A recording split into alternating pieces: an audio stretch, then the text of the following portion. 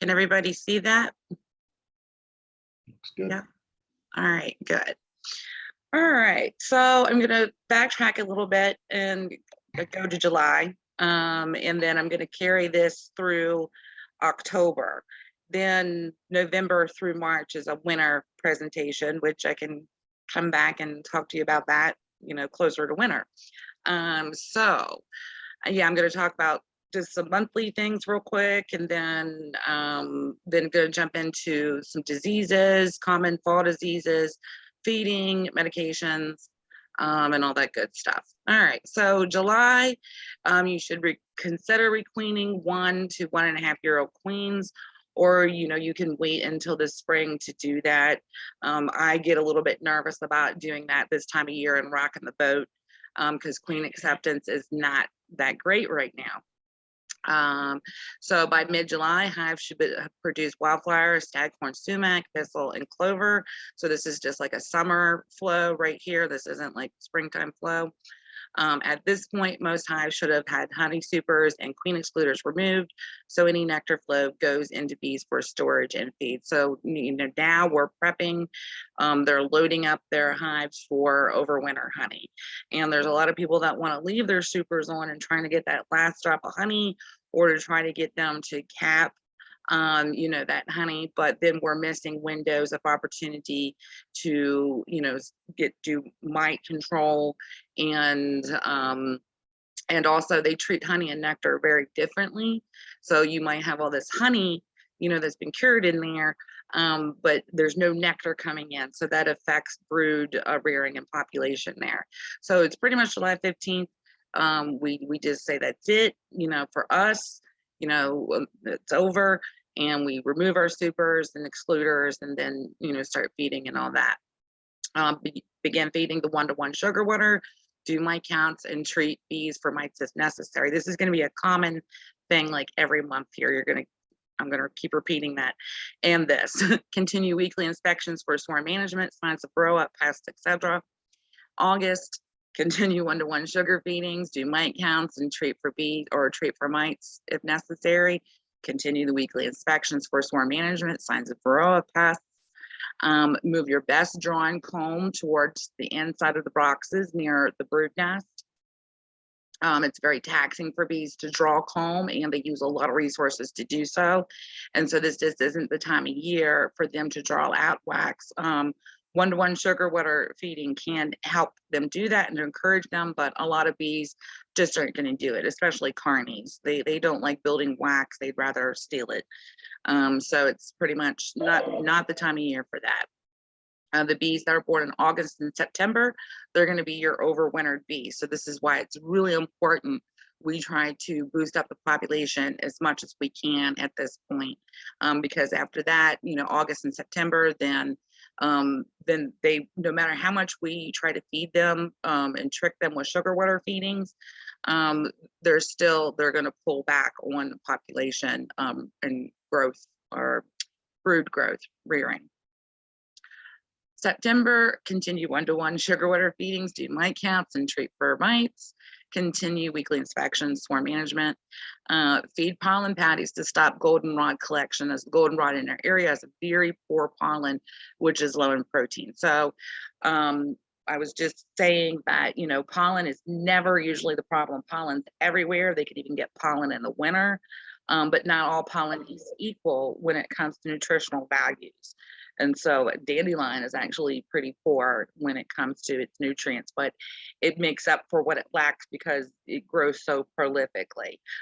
Basically the same with goldenrod. So you can offer the pollen patties, just a little quarter, section of a pound pollen patty.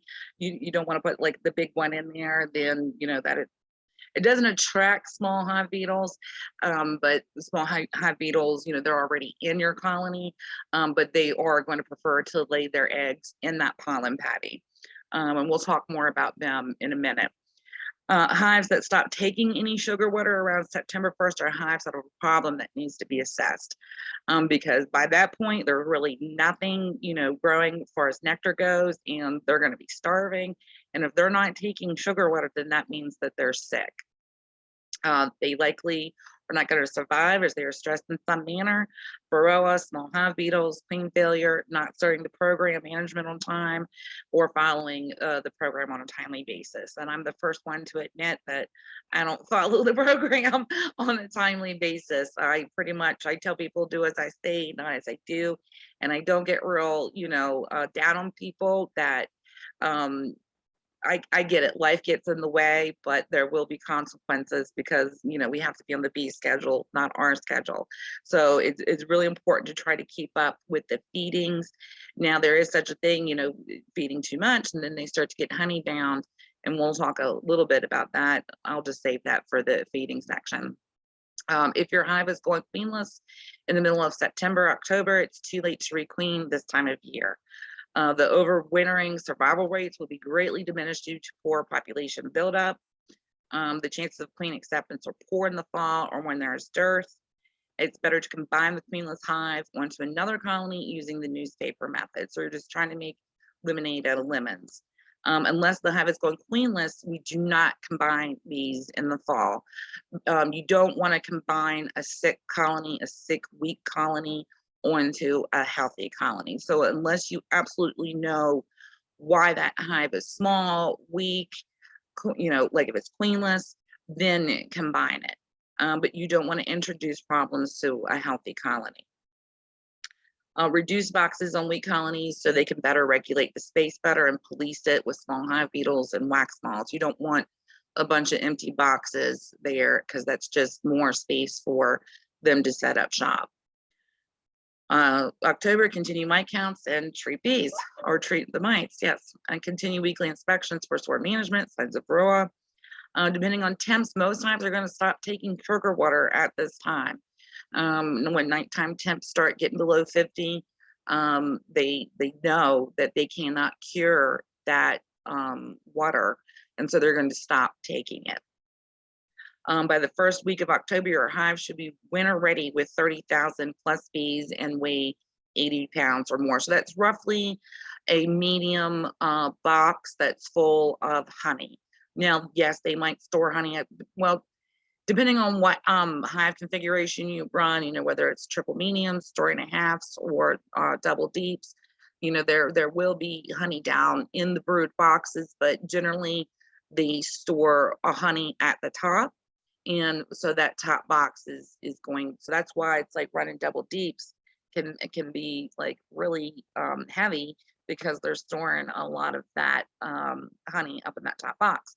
So yeah, 60 to 80 pounds is roughly a medium, 10 frame medium size box. And so you can lift up on the back of your hives. I know some people, they get, have all kinds of gadgets and to weigh their hives, lift their hives. And I tell people, sky's the limit. The only barriers are time and money. So you can put little, infrared things on your hives. You can, put weight scales on your hives. You can do all that.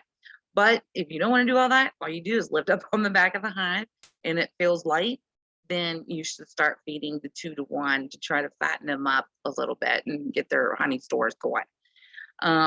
Install mouse guards. Again, nighttime temps are dropping, so mice are looking for warm places to set up shop, and they will come into the colony, especially weak colonies, and try to set up shop. And if that colony is weak, they can cause those bees to abscond because the bees are just weak and they're like, I don't, we can't fight this, we're leaving. And then of course, second to that problem, you don't want the mice, tearing up your comb, dragging and stuff. But the worst thing that they do is they pee all over the comb, and then the bees don't want to touch the comb anymore. So definitely install mouse guards. You want to decide on your winter supplements at this time. Actually, you should probably start deciding that now, because with the, chain supplies and food supplies and everything is crazy.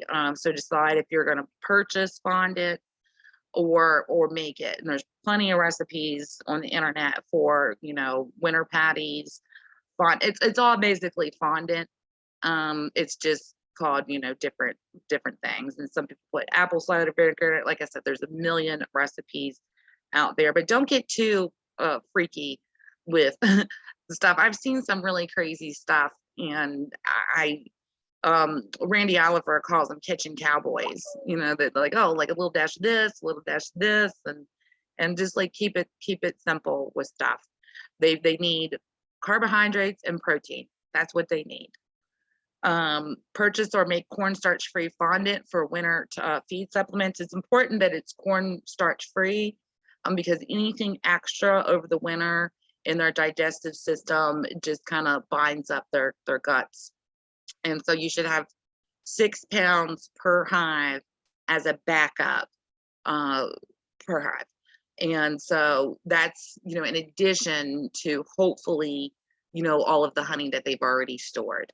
So you're just, this is an insurance policy. I usually, even if they have honey, I throw it in there anyway. I throw in sugar. I like to do the mountain camp method of feeding, which is just dry granulated sugar. And I also throw in pollen patties too. I find, or not pollen, fondant. I find that they like to eat the pollen or the fondant first, then the sugar, then they save their honey for last. They're hoarders. So they're like, I'm not going to eat my stuff yet. And that's fine, because then in March, they usually still have their honey. And so that's good. So October, oh, so this is why I tried out last year. So having, you know, the food, the winter supplements up above the brood nest. So whether it's those, not the quilt boxes, but the cake boards or whatever people make, where all the fondant is. I always thought that, you know, just because it's there doesn't mean they're going to be able to access it. You know, they will not break cluster to go eat regardless.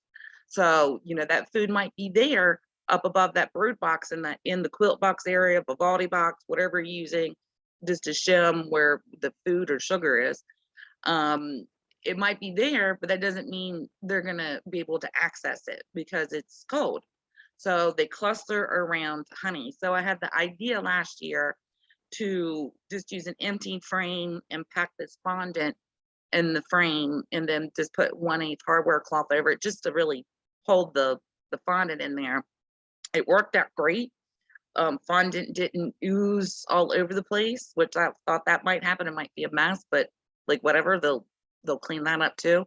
There wasn't any moisture problems. They ate it, they survived. I did 5 colonies using this.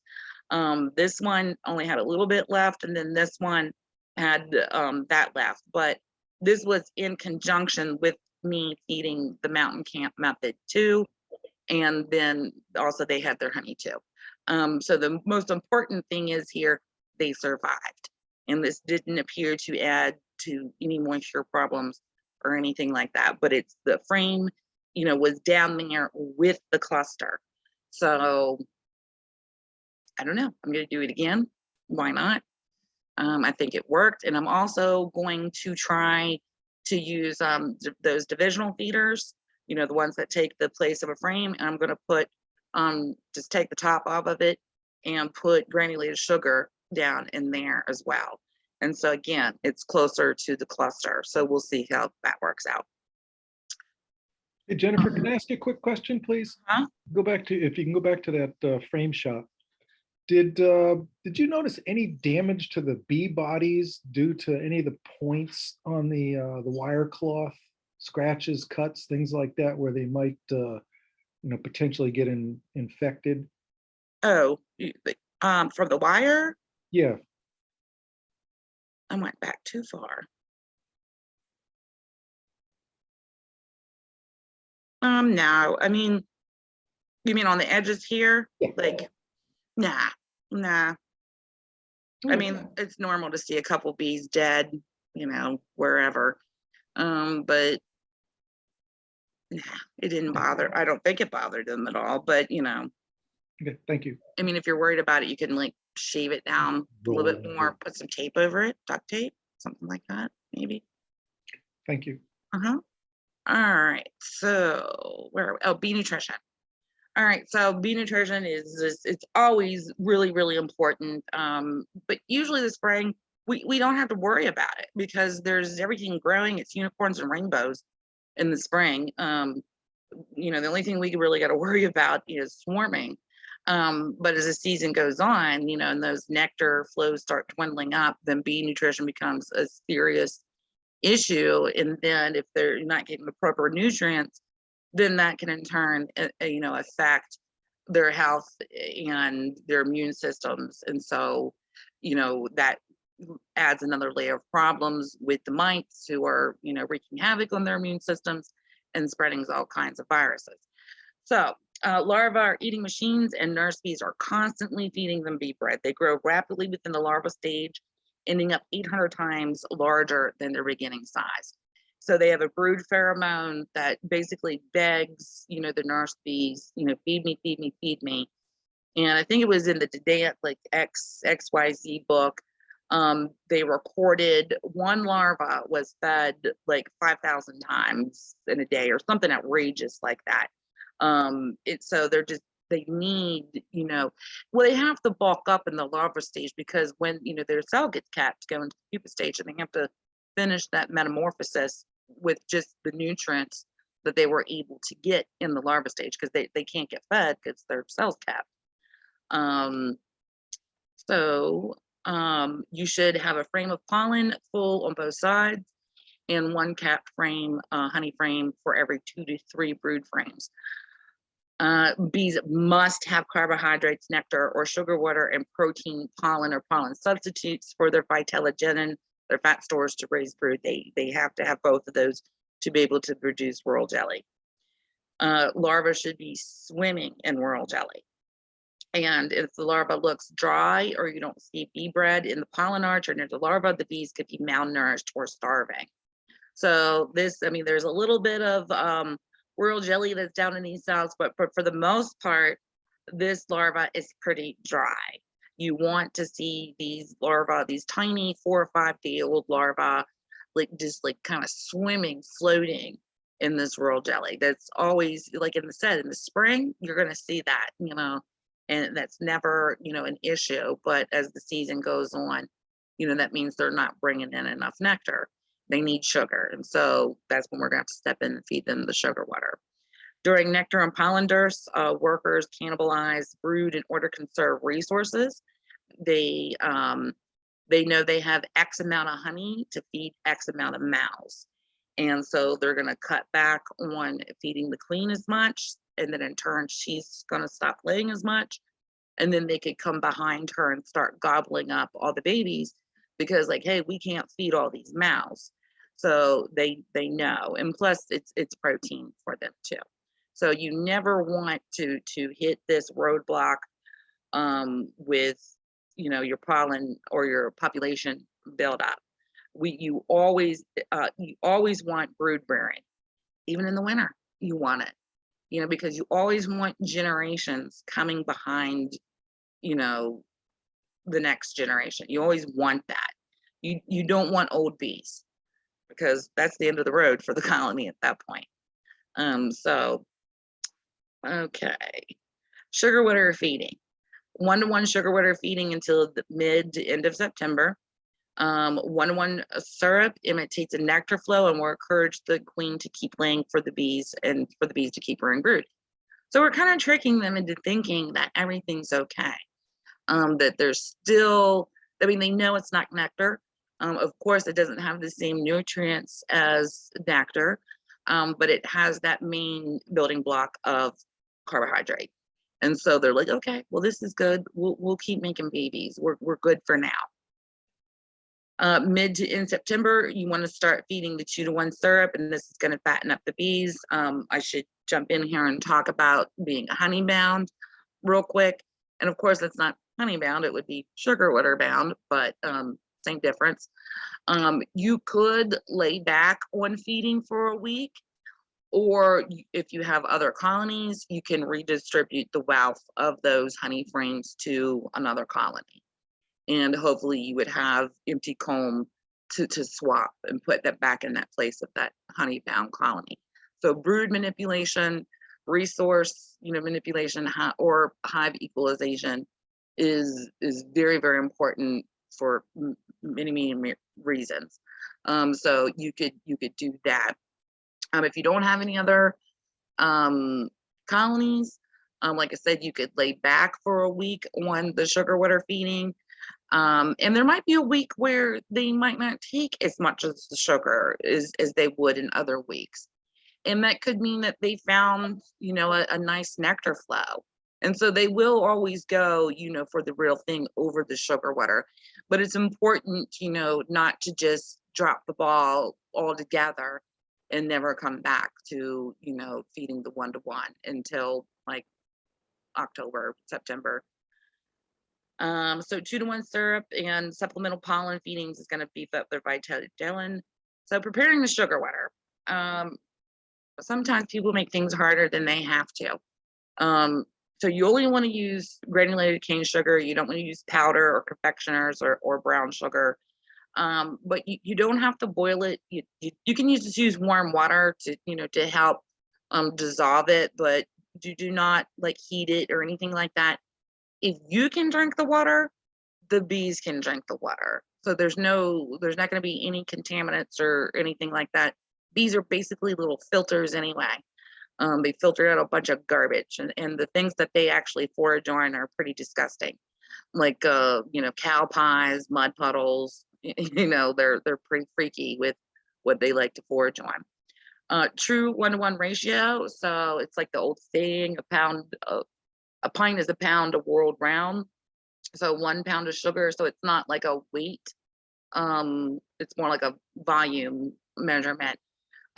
So a 1 pound of sugar equals to 1 pint of water, or 1 gallon weighs 8 pounds. So you would add 8 pounds of sugar. If you're using a Boardman feeder, which I would recommend not to use, but that's for a topic for another discussion. That would be 2 pounds of sugar and 1 quart of water. If you're using a hive top feeder, which is the best way to feed, it holds about 3 to 4 gallons. You would use like a 5-gallon bucket and then add 40 pounds of sugar. It's a lot of sugar. And you can use a paint stirrer to attach to a drill to mix it. Excuse me. Now I've upgraded. I've now have like a 35-gallon,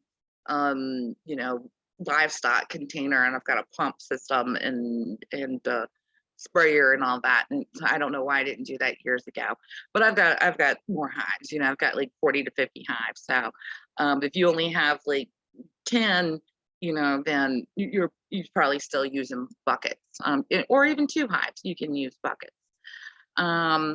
Again, I've got a lot of hives, so I kind of cheap out a little bit, and I do half of the sugar ratio there, and so that would be like 20 pounds. But because I do it doesn't mean you should do it. If you can afford it and get the sugar, then give them what they're supposed to get.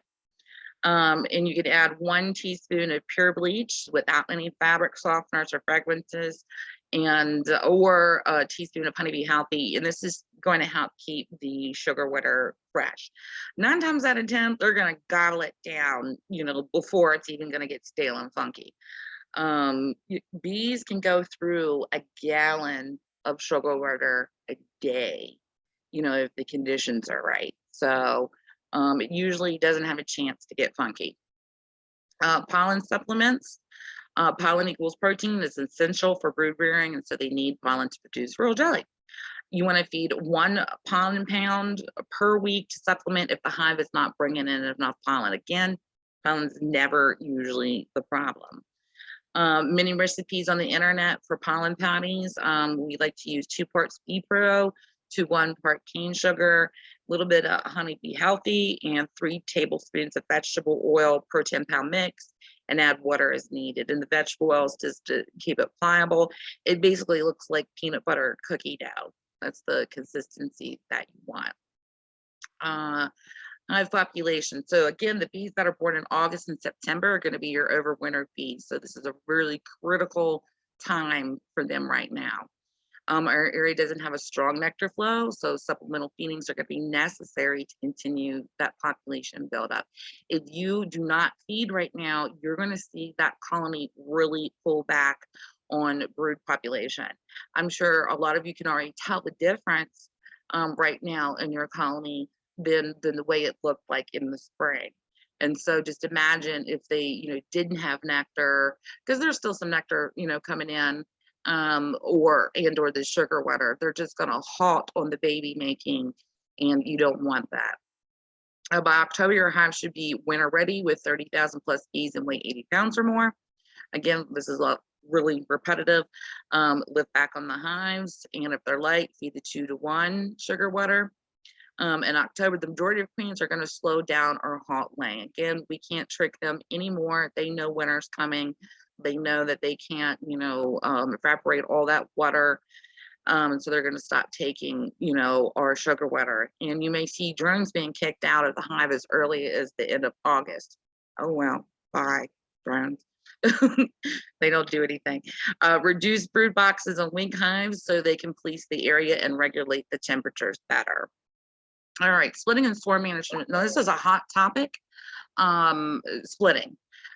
Bees can swarm through October, so you want to continue swarm management. If the conditions are right, they can do it. And any hive that swarms right now through October, it is going to diminish, their success to try to get through winter.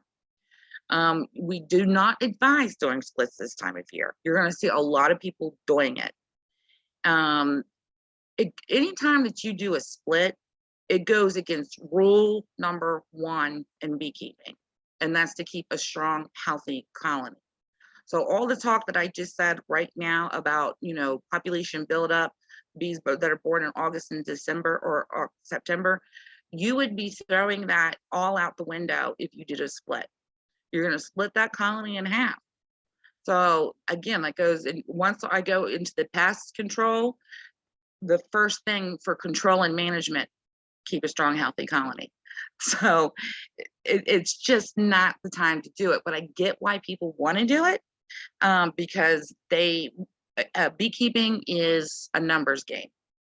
And so they think if they increase their numbers of colonies, then that's going to increase, how many colonies make it through the winter. But if they're not quality colonies, then it doesn't work out that way. So again, you want as many bees as possible, and that's a very fine line all the time to keep a strong, healthy colony and keeping them from swarming. But that's why you go in and do your weekly inspections and do your brood management or manipulation and hive equalization, rob from the rich and give to the poor. So that's why you want to, be doing that every week, whether they're bringing in, nectar, or whether you're being that artificial nectar flow. They're going to keep making babies, and that's what you want, but you don't want them swarming either. For swarm management on strong hives, it's better to remove some brood and put them into a weaker colony. Rob from the rich, give to the poor. Consider making a winter nuke only if you have enough brood and honey to spare from several parent colonies. Trying to overwinter nukes is really tricky in this area. It is possible, but it can be hard. So it's sometimes it's better just to keep the girls all together rather than busting their homes up. Robbing. Okay, to cut down on robbing, do not open feed sugar water or pollen. Ever. Don't ever open feed. I see it all the time. And there's many reasons why open feeding is bad.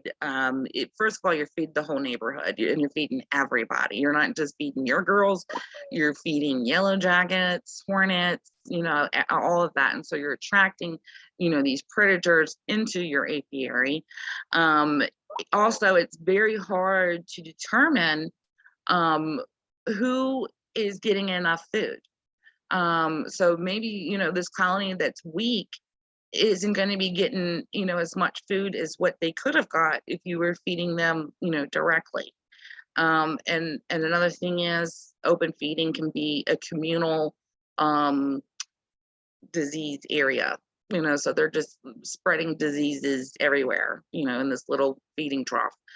So it's never a good idea. But and also robbing promotes robbing. Do not use entrance feeders, because it's right there by the entrance, and so it can just start a lot of fighting and robbing. Reduce entrance reducers. Keep strong hives. Cut down boxes on weak hives. Be careful when feeding not to spill. And do not leave hives open for an extended period of time. And that can get, a little tricky if you take longer in your, hive inspections. But you want to try to get your hive inspections down to under 10 minutes. And at this point, not unless you're doing brood manipulation or something like that, where you would absolutely need to find the queen, then there's no reason to have the box open for a long period. You just go in there, okay, oh, I have eggs, I have larvae, great, queen's in here somewhere. How does that larva look? Nice and pearly white, great. Does it have royal jelly in there? Okay, great. Is it too populated? Okay, maybe I better think about, doing some brood manipulation. But if you don't have to, then close that hive back up. If you notice a hive is being robbed, you can try to put a damp sheet over it for a day or two. And that might help create a little barrier there, like go away bees. All right, so pests, small hive beetles, wax moths, and mice. Any comb that you've removed, you want to freeze it for 48 hours to kill any potential wax moths or small hive beetle eggs. Now that this comb is unprotected, it's going to be vulnerable to small hive beetles and wax moths. So that's just stage one in killing any potential eggs. Now, if this comb was in the colony, it's being protected. It's the bees are removing the eggs in there themselves. So you'll have to find a proper way to store this comb to protect from small hive beetles and wax moths. And wax moths, they smell the wax and they're going to come in. Like if you store it in your basement, they're going to find it in your basement. I have wax moths trying to come into the shop here all the time because they smell the wax foundation, and it's ridiculous. So if storing brood comb in hive boxes, you want to use paradichlorobenzene. Moth crystals, you can find that in Target, Dollar General. Now there's two different kinds of mothballs. There's naphthalene and there's paradichlorobenzene. Do not buy the naphthalene. Just remember, no in naphthalene. You don't want that. If you use that, they'll never go back on that comb again. And you can, crush those moth crystals up on, in the top box and close it all up. And it's like basically creating a little fumigation chamber. But remember, if you have a lot of hot temperatures, that gas is going to, expire, and you might have to reapply it. So if you have places where you can store your comb out in the open, where light and air can get to it, that's the best way. Wax moths don't like light and air. But if you don't have a lot of space to do that, and you have to put them in your garage, then you want to try to create this little fumigation chamber to protect your comb. Your comb is a big, valuable asset. So you want to try to protect that as much as you can. Plastic garbage bags often don't work. Wax moths and small hive beetles still find a way in. Wax moths eat plastic. So there might be something good about them after all. They eat plastic. They've done studies where they eat like single-use grocery bags and all of that stuff. So maybe the wax moths will save us somehow. So you can store in airtight plastic rubber bins. That's okay, just as long as airtight. Install mouse guards when nighttime temps become cooler and keep the colony strong and reduce boxes. So this is mainly about small hive beetles right here. Again, maintain a strong, healthy colony.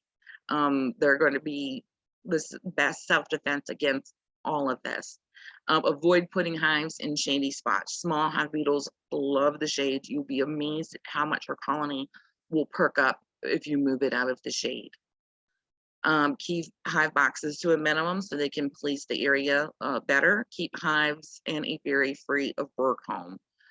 They'll just be attracted, to your apiary if you just throw all your bird comb on the ground, which you shouldn't do anyway. You should, be collecting that and putting that. You'll have a nice little wax collection And so save all that stuff. Pollen pennies, if you're going to feed them, only give them a little bit, because otherwise this is what they're going to do. They're going to, lay all their eggs in there. And if you're having a big problem, that can be a good thing, because that means that they're laying it in the pollen patty versus laying it in your comb. So then you wouldn't have to take your comb out and freeze it and kill whatever, brood or bees or what have you. You can just take that pollen patty out and then freeze that. Don't throw it on the ground, because small hive beetle larvae need to get to the ground to metamorphosize. So you don't want to help them out at all. So you want to freeze that pollen patty. Then you can feed it to the birds. If you get chickens, they love it.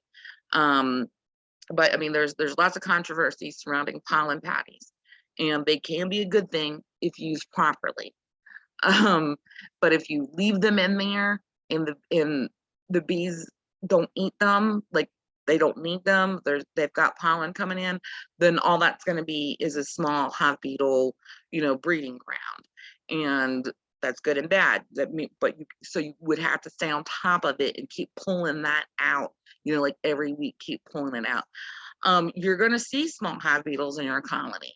Some colonies more than others. Some yards, more than others. It all depends on the soil conditions. Seeing adults isn't usually a problem, but when you start seeing their babies, that usually means that you're losing the battle. And the bees, there's a tipping point, and the bees can't keep up with the continual attacks of them. And small hive beetles do eat bee larvae. So that's another bad thing. So we don't want a bunch of small hive beetles eat a bunch, of our bee babies. So just again, keep a strong colony. Microfiber rags and Swiffer sheets can help. These are for the adults. Beetle trap trays, and they go into the screen bottom boards, and they go in the back, and you put vegetable oil in there.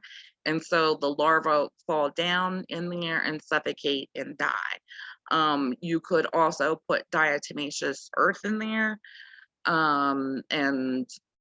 But again, that goes into the back of the colony right there. If you're running a small or a screen bottom board, if you're using a solid bottom board, which I don't recommend using, again, another discussion, they make cleats that go on top of the solid bottom. And that's basically so the bees will still have a way to enter into the colony from the front. So these can be helpful, but again, if you're seeing babies, small hive beetle babies, you're probably losing a battle.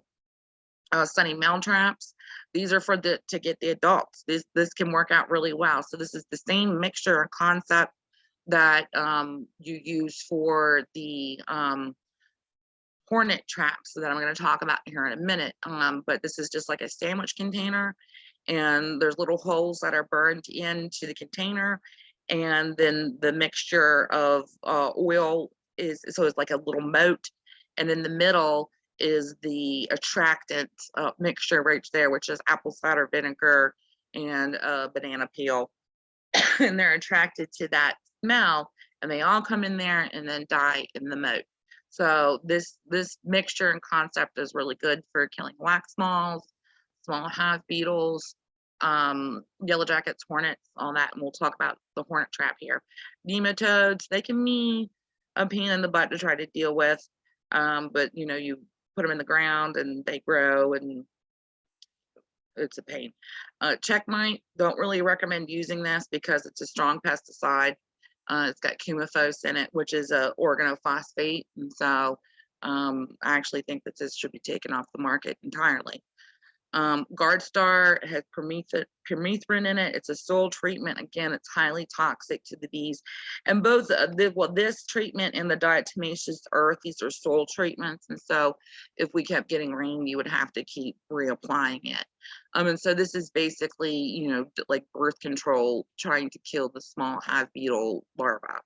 I mean, if you have a yard that is really, really terrible, you can try to employ several different of these tactics at one time.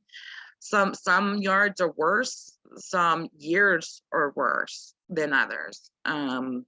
So this is just your big toolbox here of stuff. So yellow jackets, hornets, and wasps, they can be a really bad problem. So this is a European hornet here.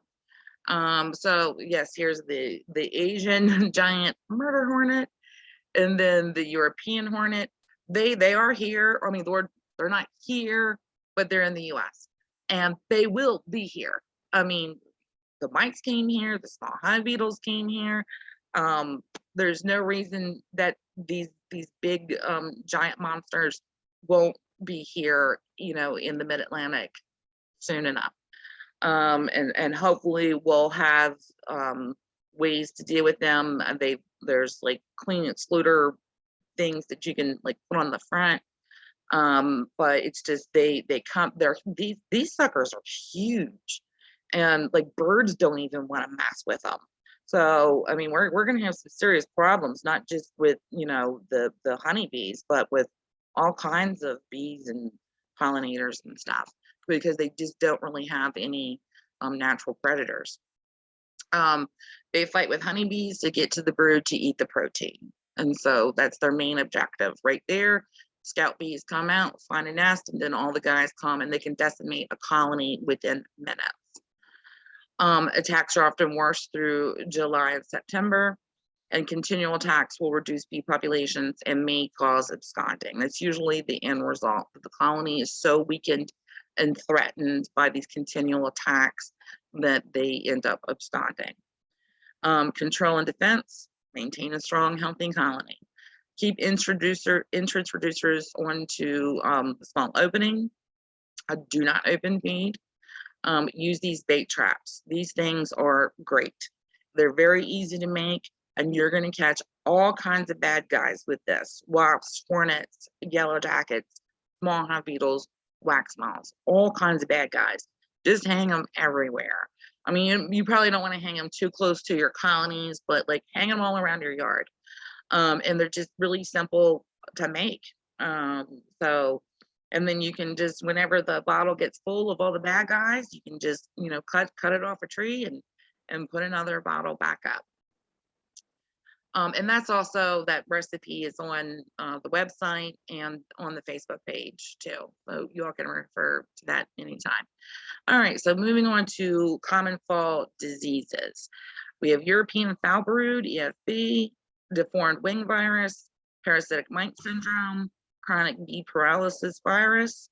All right, so European foul brood, it's typically a spring disease. However, what we're seeing in the fall is an atypical form of it, and it's most likely because of the varroa mite screwing with their immune systems. And so it's when it gets tested, if you sent it out to the Beltsville Bee Lab, it comes back as European foul brood. However, the symptoms don't quite look the same as, you know, like the spring European foul brood.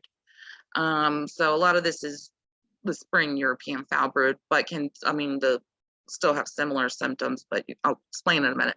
So spotty brood pattern, that can be, you know, a symptom of whether spring or fall European foul brood. And it can also be a sign of PMS, parasitic mite syndrome. Dying or dead larvae can become yellow and then brown. So usually the spring European foul brood, they're more intact, but they're rubbery and they turn yellow. A sour fishy odor may be present or not, maybe not, no smell. Tracheal tubes become more apparent as the larva flattens or deflates. The larva can twist and become rubbery as they die and curled up into a stomachache position. So again, that's more of a spring symptom of a European foul brood. This is where the atypical European foul brood comes in. Larvae can melt in their cells and become mushy, and the remains be slightly ropey, but once dried, a rubbery scale remains. So they call it snotty brood because that's kind of what it looks like. It just kind of like melts down into the cell. But again, if you send it off, it comes back as European foul brood. And you can do a little rope test if you want on it, just to see, you know, if it looks like American foul brood rope chest, but it's not going to produce that. It's going to break off and just be gross, snotty stuff. If it was American foul brood, it's going to look like more like caramel or taffy. But this is the infected brood food right here. So again, your world, the larva, always you want to see them as pearly white, but their royal jelly should also like be milky and white. It should never look any other color than that. But that's the quickest way that most of these diseases are spread, is through food. So it's just another sign of an infected larva. Confirming the diagnosis, you can perform the visual inspections and field tests, rule out any other bacteria, virus, chill brood. Of course, you wouldn't have chill brood problem right now, or other situation. Samples can be submitted to the Beltsville Bee Lab. And there are at-home diagnostic kits that are available through most major beekeeping supply companies. It's just like a pH test. And so EFB is usually a stress disease which clears itself up on the onset of strong nectar flows. Now, again, that's more like the springtime thing of it. But again, in the fall, late summer, fall, we're not having the strong nectar flows either. So maybe the feeding would help that. Stresses can be due to hive movement, climatic conditions such as cool and wet weather conditions, pest parasites, age imbalance, or poor nutrition. Basically, their immune systems and everything is breaking down. And a lot of these diseases just lie latent within the colony, and they're never a problem until there's a tipping point. And it's usually, because they've had this continual, barrage of problems, and, between small hive beetles, wax moths, mites, yellow jackets. So this is the time of year that everything just gangs up on them. Requeening may be necessary, causes brood break, and supplying a queen that is more prolific and or hygienic. But if you're going to do that, if you're thinking about requeening at all, right now is the time to do it, even for those queens that might be a year to year and a half, because the longer you wait, the queen acceptance rates just keep dropping. And I stopped getting queens at the end of August, usually the beginning of September. I believe you could order directly through Apiaries yourself, but you're going to pay a lot more for it because of the overnight shipping. So it would probably be like $80 for like one queen. So adding more nurse bees, this is always my go-to for any problem in the colony, really. It's the reboot of a colony is young bees. And so that helps with so many problems. Make sure colonies have enough food, and take necessary precautions with equipment, boxes, and combs, so you're not contaminating, other colonies. So be on comb replacement schedule, suggested every 3 years, because again, this stuff just kind of hangs out in the comb. Your comb is a sponge for all kinds of things, good and bad. The only product labeled for control of EFB is the antibiotic terramycin. And so we can't get that over the shelf anymore. You have to get a vet's prescription for that. It's important to treat just 3 times with the terramycin, 5 to 7 days apart. And using the shook swarm method, which is basically you're just kicking everybody out of their old, crusty, infected home and giving them some new, fresh comb. So you're going to shake all the bees off the comb, cage the queen, so you can release her later. And you're going to put these girls on some new, fresh equipment. Then that's when you're going to treat them, because none of these treatments do anything for the spores or on the comb. This is only to what's in their gut. All right, deformed wing virus. Symptoms include damaged appendages, particularly stubby, useless wings, shortened, routed abdomens, miscoloring, and paralysis of the legs and wings. So they look like these little weird, dragon bees, or I don't know, they're just very funky. Sad. Infected bees have severely reduced lifespans, less than 48 hours, usually, and typically expelled from the colony because they can't work, they can't do anything. So, they got to go. detected in all stages, but without obvious symptoms. Deformed ring virus also affects sensory response, learning, and memory in adults. There's currently 3 strains, A, B, and C, and most succumb to type A, if not controlled and dealt with. Parasitic mite syndrome, it's more of a condition than a disease, and it causes the colony to deteriorate and eventually dwindle away and die. Most symptoms are produced from hygienic bees trying to remove mite-infested cells and other larvae pupa from cells. It's kind of like their hygienic behavior goes into overdrive, and they just start plucking a lot of stuff out. Spotty brood pattern, perforated cappings, mites present on adult bees. So that spotty brood colonies aggravated by high mite levels are often have increased aggressiveness. Larvae may appear sunk into the side of the cell and heads chewed down on the pupa. So they're like marking them for destruction and going to come back and maybe pull them later, but they're freaking out. They got a lot of stuff going on in their colony is dwindling. So they might not ever clear those cells out. You got mites in those cells right there. Sometimes discoloration to the larva attributed to age, decomposition, or secondary bacteria. Lack of adult population. So it's time dependent eggs and developing larvae due to unfit conditions for raising brood. So it's just your colony is going downhill fast. Supersedure cells are often present. No odor present until the chewed down larvae start to change color and decay. So your colony, your wax is like an organism as well. And so once you start seeing it like break down and get funky from all these viruses and the fecal matter from the mites, it just starts looking really gross. And these cells right here, you can see that's all mite poop right there. So this is a really bad infestation. Like it just looks like moist and hot and gross and funky. Chronic bee paralysis virus, and so it manifests itself in adult bees through 2 distinct set of symptoms. Symptom 1, which you're probably never going to see unless you observe your bees like 24/7 and you like see all their behavior and everything that they do. It can be really hard to detect trembling bees or bees that K-wing virus and things like that, because there's lots of things going on in the colony, and you're hot, they're hot, you're upset, they're upset, so it can be hard to detect some of this behavior. Often have partly spread dislocated wings and bloated bodies as well. Now this is the symptom that you're absolutely going to see. Consist of hairless, greasy black bees caused by nibbling attacks from healthy bees in the colony, and they soon also become a flightless, tremble, and die. They don't even look like honeybees anymore. They look like some other type of bee entirely. We're seeing a lot more of chronic bee paralysis.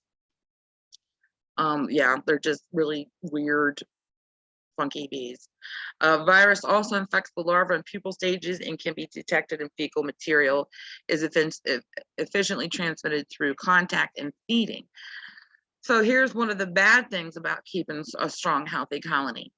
It can spread chronic bee paralysis faster because it works through the contact of it.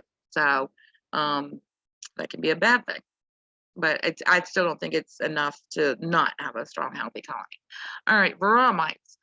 They overwinter with the bees while decreasing the population. By the time you see signs of PMS, it's usually too late to save the hive. Treating with medications is the best plan of attack. Usually several different medications are needed at different times of the year. It is up to you to decide the best IPM strategy and medications for your hives. And we're going to go over these real quickly. So first and foremost, do your testing.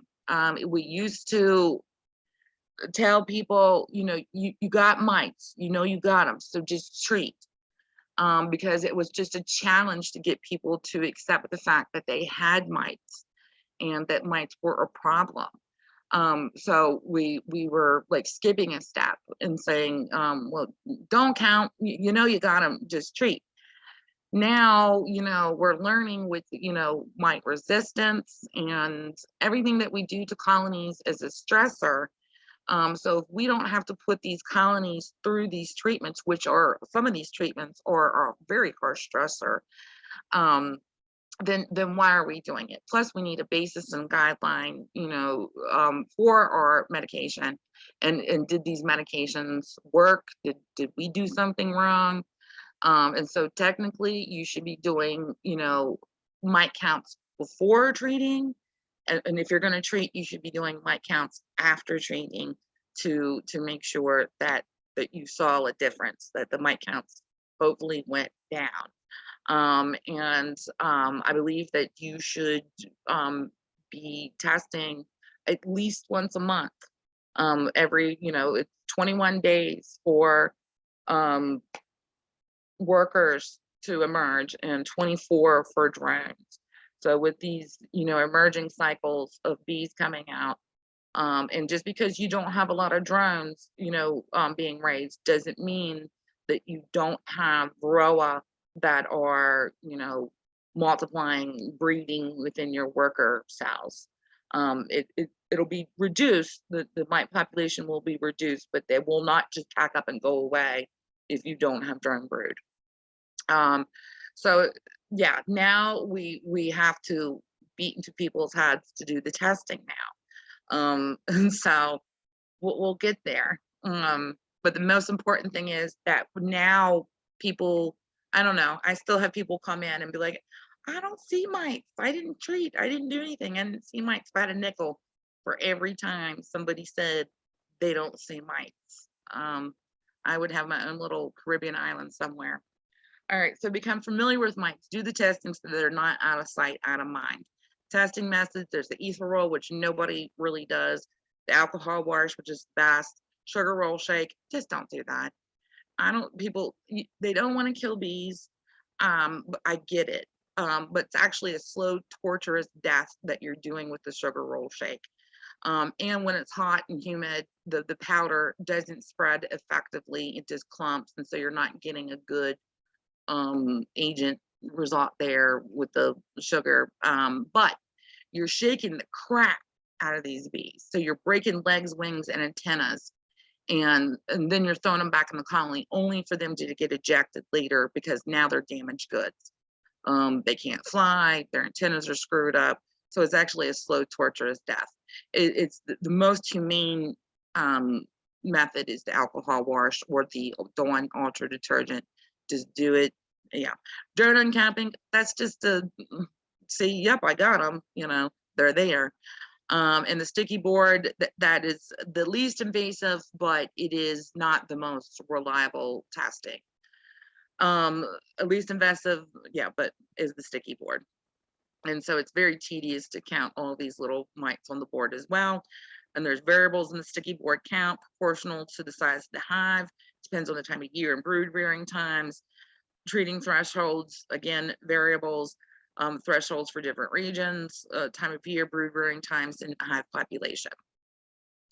So alcohol wash is going to be your most reliable. And Randy Oliver did a lot of work when the pandemic hit because we came into an alcohol shortage along with everything else and toilet paper.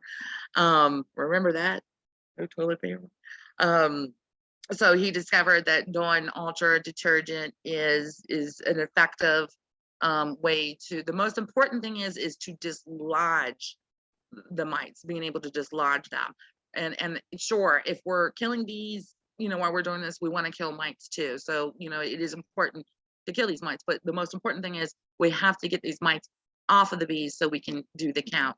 And so he found that Dawn was effective with that. And it's a lot cheaper than alcohol. What he did discover is 50% isopropyl alcohol. The mites, they don't care about that.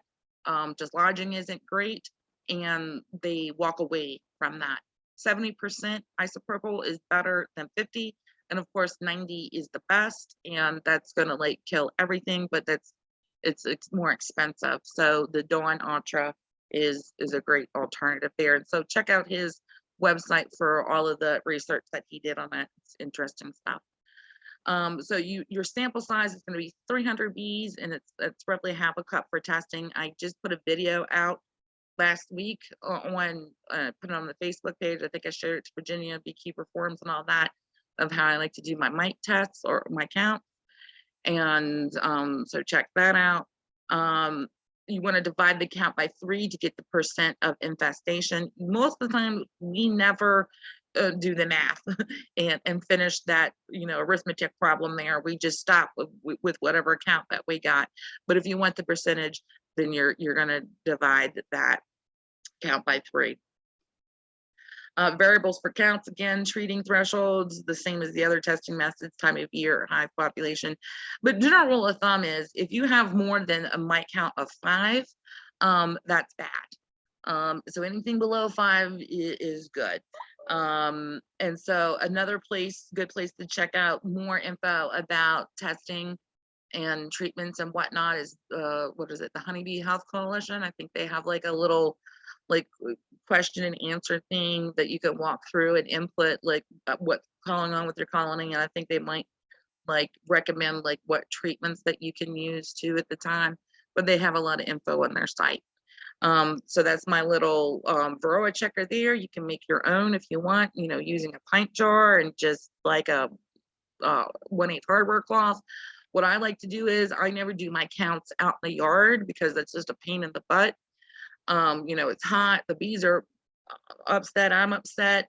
I got propolis everywhere on everything, and so it's like I'm looking and my eyes are terrible. And so I just use these sample jars. I just get my sample, and I have my name of my yard and the hives numbered, and then I can bring all my samples back to the shop and count, and it just makes it so much better. And then I can reuse, my alcohol or dish detergent, whatever. It makes it a lot easier. All right, medications. We're getting there. I hope I'm not running too much over. Okay, so which medication should you use? This is always the biggest, one of the biggest confusions.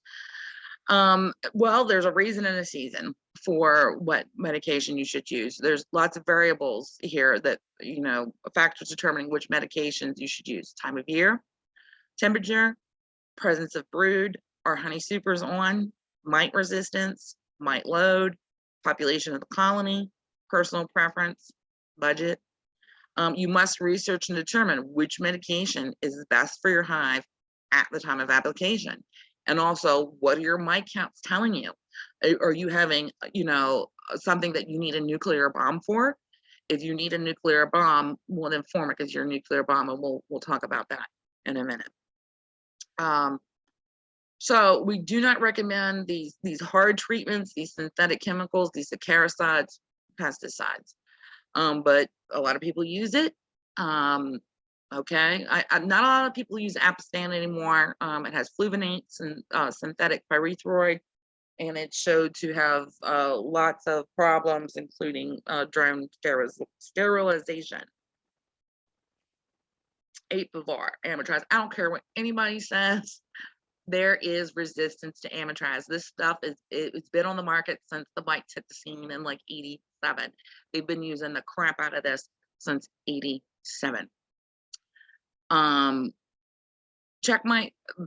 Yeah, this needs to be taken off the market because they had emergency use to use this when they started having problems with resistance to Amitraz. So check mite came on, and like I said, it's got coumaphos, which is an organophosphate in it.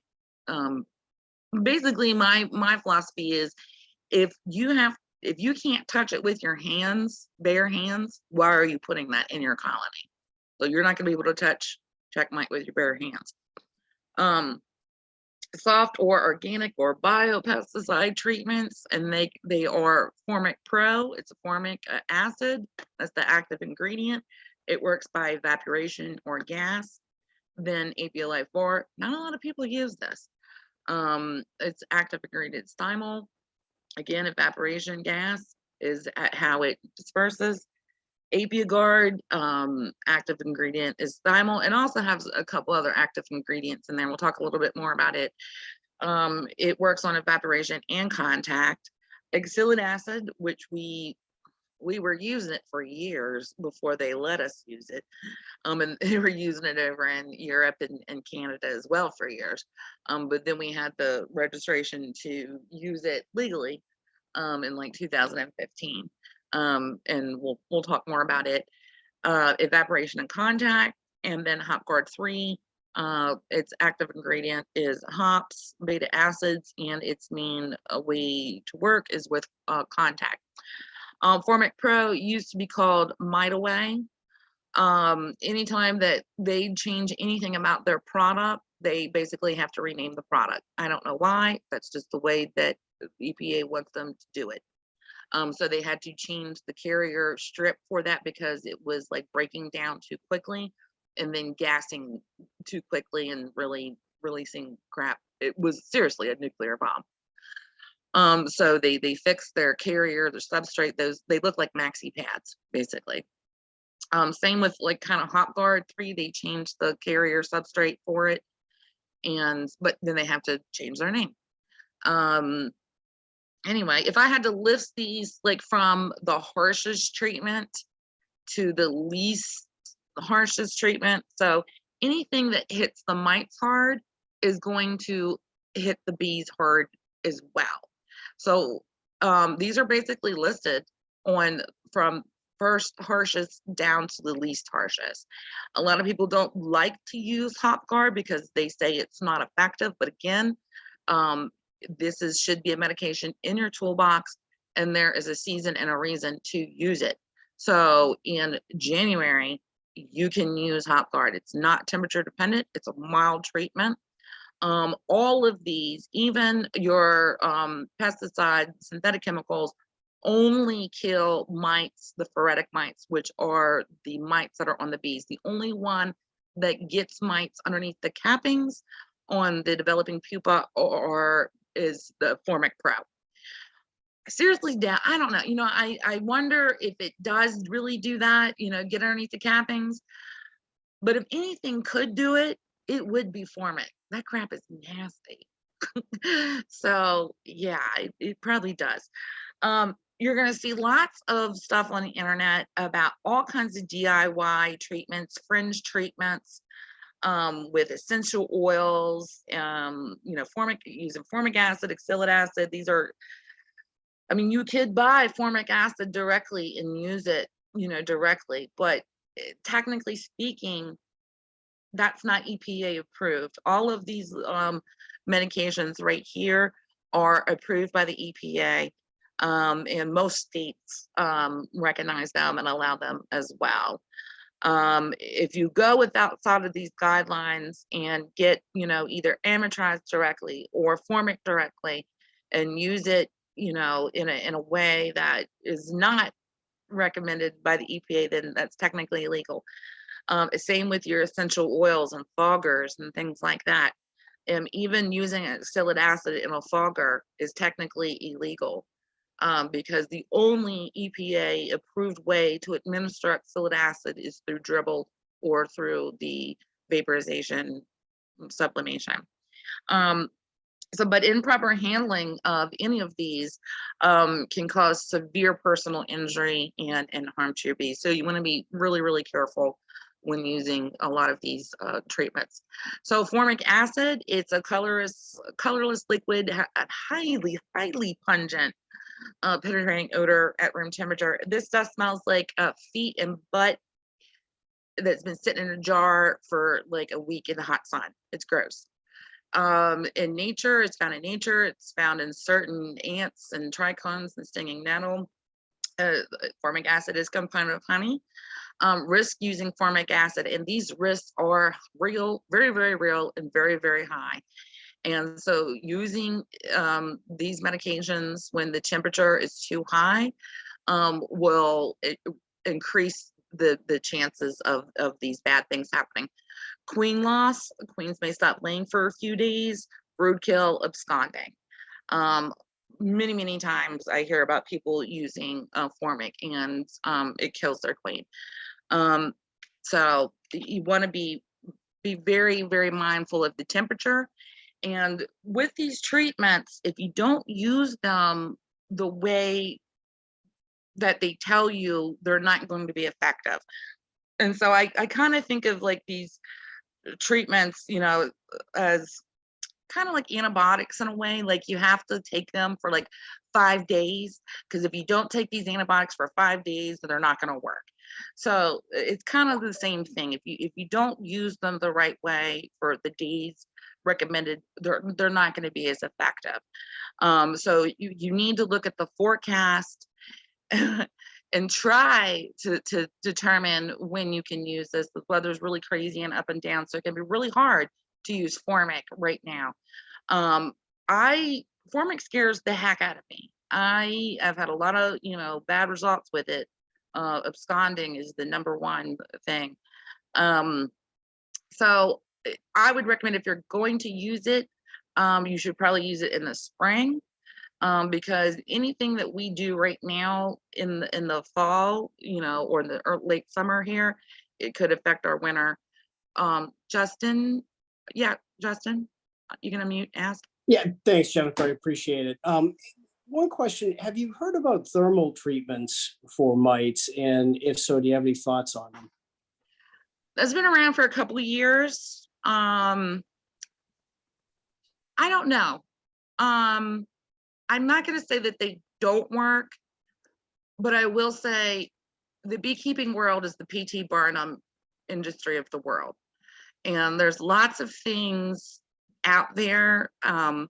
But I shouldn't be so harsh, because this is innovation, right? Like, I just think that we need more science behind it. It is very interesting, because they talk about the temperatures being too hot, for the mites to be able to stand it.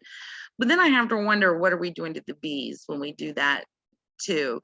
And it's such a balancing act with everything that we do with these colonies. So I'm not going to totally poo-poo on it. I think it needs more research. Fair enough. Thank you.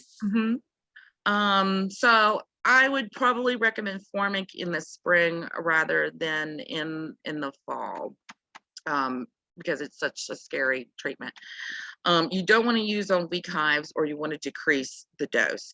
It took them a while to figure out how to communicate properly in their instructions about how to do the dosing.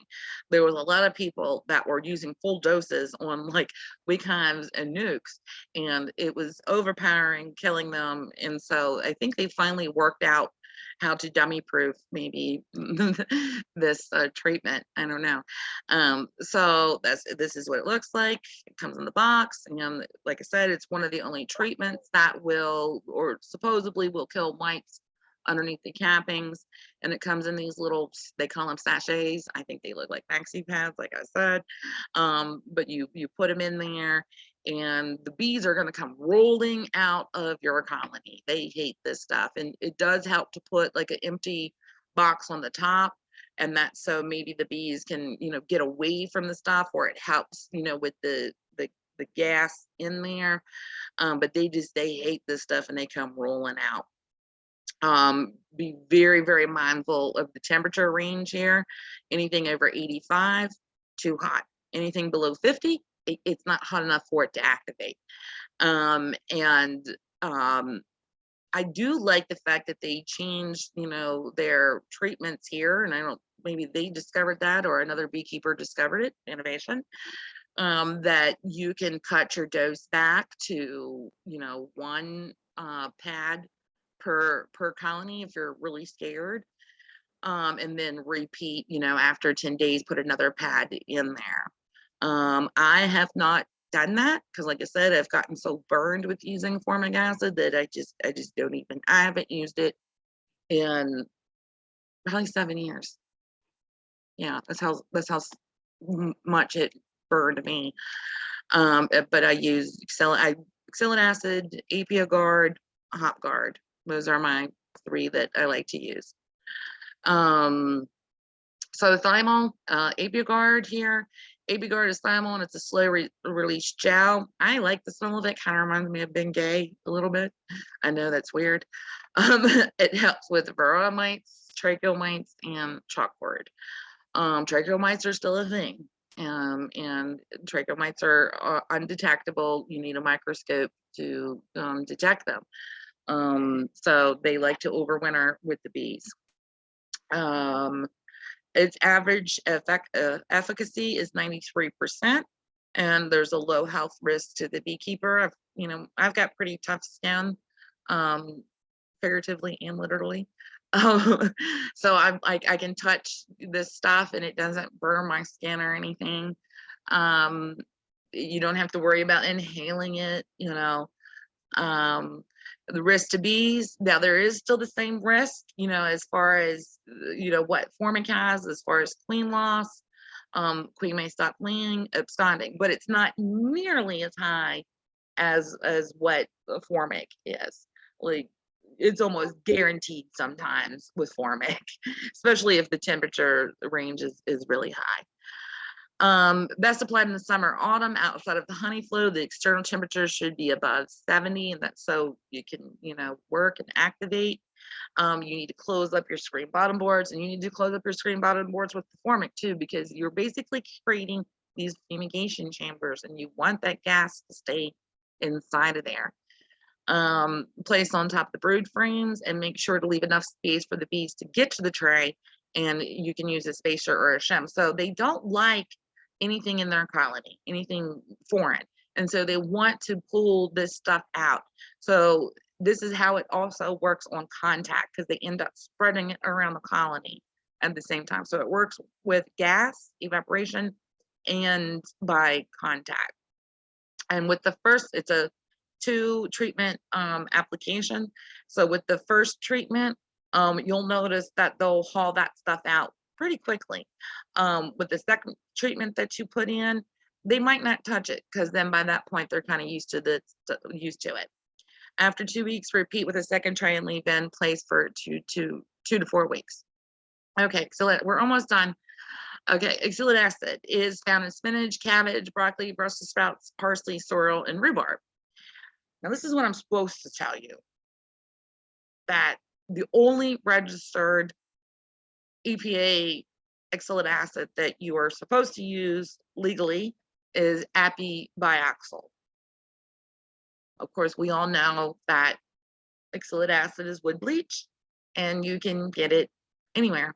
You can get it in Home Depot, Lowe's, Sherwin-Williams, Amazon. But I'm supposed to tell you that this is the only stuff that you're supposed to use legally. Most common form is wood bleach, also available online as lab grade oxalic acid hydrate. There is dehydrate and anhydrous. You always want the dehydrate. Well, it's more important if you're using the dehydrate, if you're doing the vaporization sublimation, because it has an extra water molecule that allows it to vapor. And anhydrous, you can still use it for the dribble, but like go to Randy Oliver's website. He talks about how it actually, like, I think it weighs more or something, so it's kind of screws with measurements and whatnot. But just get the dehydrate. And you always want to make sure that if you're not using the approved, which you should be using the approved EPA Apiaries, you want to make sure that it's 97% at least oxalic acid, and not cut with any other weird junk.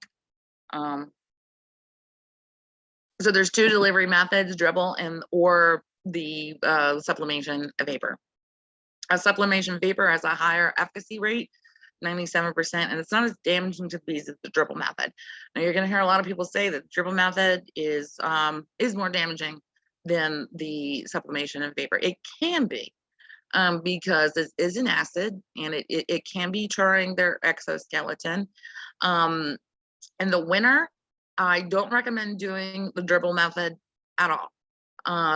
Well, you don't want any extra moisture or water in the winter. So it doesn't make sense to use the dribble in the winter. But also, these bees will eat this. It's a sugar water mixture, and so they are going to eat it. In the winter, it's a bad thing, because it's an extra additive that is in their gut that they're not having their normal cleansing flights and getting rid of. In the summer, not a big deal. They're pooping every day. So it's not going to sit in their gut and cause and wreak havoc and problems. So it doesn't screw with their digestive system, but it can. You need to be careful about, you don't want to overdose them, over dribble them, and burn them all up. So you need to be careful with that. But you also would have to be careful with that with the vapor as well. And not overdosing.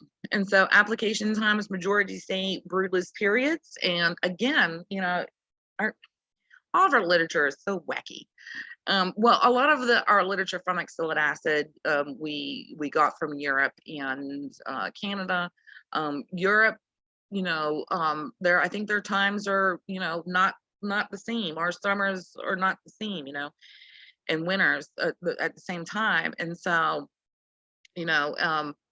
all of these medications are only going to kill the phoretic mites, except for formic. So when people say that, oh, well, that's not effective because you've got brood. Well, none of the other treatments are going to be effective either because you have brood. So my point is, you have to do something, and I wouldn't say don't use oxalic acid right now. Only use that as a winter treatment because that's when it's broodless. No, that doesn't make sense. So you can use it now. It's not temperature dependent. That's the most important thing, like it's not temperature dependent, and it's pretty dirt cheap too. So, and it's effective. So if you waited to winter to do your, oxalic acid vaporization, that's going to be too late usually, like not usually, it will be too late. So if you're going to use the vapor, I would hit them once in the winter. If you're going to vapor them in the summer or fall, 3 times, and dribble would be 3 times consecutive. So each emerging like brood cycle coming out, you want to hit them, zap them with it. And so any phoretic mite that's coming out with those bees emerging, you want to zap them with it. And so once a week, 3 consecutive weeks in the late summer, early fall, 1 time in the winter for the vapor. Okay, dribble. Randy Oliver has a nice mixture table on his website. I just have a 1.5 gallon garden sprayer that I use. It's just a dedicated garden sprayer. That's all I use it for, and it's really nifty and handy to use. But he has a mixing table on his website for however you're going to mix this up and administer it. Dosage would be 5 milliliters per brood seam, and roughly 5 milliliters is 1 teaspoon. So it's not a lot. And he also has information on his website about how to calibrate your garden sprayer too. So this is Randy Oliver's picture with them. Just this is how you do it. Just spray, spray, spray. That's my garden sprayer there. Real nifty. And the best thing is about in the summer, you don't have to wear the respirator. I mean, it's hot and can't breathe anyway with that thing. So this is why the dribble is really nice to use in the summer. And I think they get a little treat of the sugar. I mean, yeah, they're not probably supposed to eat that oxalic acid, but anyway, it's a little treat. If you don't want to use a garden sprayer, you can get one of these vet, things here online, Amazon, wherever, to administer, exactly 5 milliliters per seam. 3 times, again, in the late summer, fall, not recommended as winter treatment, like I said, because you don't want to be getting them wet in the winter, and you don't want them eating it. Pre-mixed unused OA sugar mixture can be stored in the fridge 4 months. Of course, you label it. Well, if you yeah, label it. I was just going to say who keeps a garden sprayer in their refrigerator, but anyway. 2015 research indicates that OA dribble, a fall treatment, may be effective against Nosema ceranae. I don't know. More research is needed on that. And there's the paper there for that. Okay. with the sublimation, the vaporization, it's extremely important to wear a respirator or a full mask when using the vapor. I don't care. I mean, I've done it myself. Oh, I'm not going to wear a mask. I'm going to be quick. And then that wind comes around and takes that vapor. It's like smoke. It never fails. It always goes where it's not supposed to go. And when you breathe that stuff in, ew, it is nasty. It'll definitely take your breath away. It'll make you cough. It can do a lot of damage. So it's very important to wear the proper protective gear there. Most burners are electric and they are heated by a car battery. I have one, the Oxy Pro Vape, whatever, that works on 110 electricity. It's more expensive. It's quite handy. They have another model out that I've been eyeing. It works with a DeWalt battery. It's like $500, but it looks like it's like super portable. So I might have to get that and try that out. It's the Rob Bees. I just saw it like a couple days ago. I might have to get it. But yeah, so like it's just a regular, power tool battery. So that looks like super handy and portable, but super expensive. But most of them are heated with, with a car battery or lawnmower battery, and you just hook it up there. Use 2 grams of for a fully established hive, or 1 gram for a new package or a weak hives. Always, all the packages that I'm gonna, install, I hit them with OA before they even be installed into the colony, because I want to get those Frederick mites, dead before they even get it shot to set up shop in the colony. Application is best in the early morning or late afternoon, and so that's when like all the foragers are home, everybody's there, so they're getting like a full dose of it. But most of your bites will be on your nurse bees. That's where they want to go. That's where they want to set up shop. But they're also going to come in on the foragers and drones as well. So you can, we now got the okay from the EPA and all that we can use oxalic acid when the honey supers are on. Oh, they also say with formic you can use when the honey supers are on, but I wouldn't recommend it. I don't like the thought of that. But with the oxalic acids, the dribble, I mean, you just take it off, dribble, and you just put your stuff back on, so it's not getting into your honey supers. As far as the supplementation goes, I just would take the supers off, let that, give them the dose, let it marinate in there for like 5 to 10 minutes, before you put your supers back on, but then put it back on. So, but yeah, the feeders too, pollen patties, you want to take them off before you treat. Seal cracks, screen bottom boards, entrances to retain the vapor. Again, you're creating a little fumigation chamber here. Leave the hive sealed for 5 to 10 minutes, and then you can replace your supers and feed like after 3 hours. Almost done, I swear. Hop guard 3, natural food grade product made from potassium salts of the hops beta acids. Looks like beef jerky. And again, like a lot of people want it down hop guard, but there's a time and a place, for this. You wouldn't want to use hop guard on a colony that has a high mite load, probably though, because that's like taking a gun to or a knife to a gunfight. So you want to use the right treatment for the right time, the right purpose. No negative side effects on the colony. Bee brood and queen tolerance, no negative side effects to egg laying. Can be used throughout the year. It's not temperature dependent. Should be added to all hives with a rate of 2 inserts, 2 strips per 10 frames. Strips must be hung between the brood frames because again, it's contact. And so they don't like anything in their colony. So they're chewing at these strips. They want to get rid of them. And in the process, they're spreading it all around. For best results, you want to follow with 2 more treatments. So a full treatment is 3 weeks. 1 hive will need 6 strips. 2 applications, 10-day applications, there's a 97% efficacy. So all of this is like really mind-blowing and confusing, and I get it. This is why I made these charts, and they're free on the website. to download. You could print them out. You can make a nice little wall collage with them, put them in your honey house. I print them out. They're in the shop. And so they're just, it's a great, it lists all the pros and cons to these treatments. So you can go check them out. They're all free. And there's also it's like a 24 by 18. I don't know. It's a lot of information. So just like a regular size chart too, but like you can print these out on like 12 by 12 paper and like cut them down and put them on the wall. And then of course there's the beekeeping guide that's a free PDF on the website as well. And then I'm available, for any beekeeping questions or concerns, and through Facebook, email, phone. Yay! And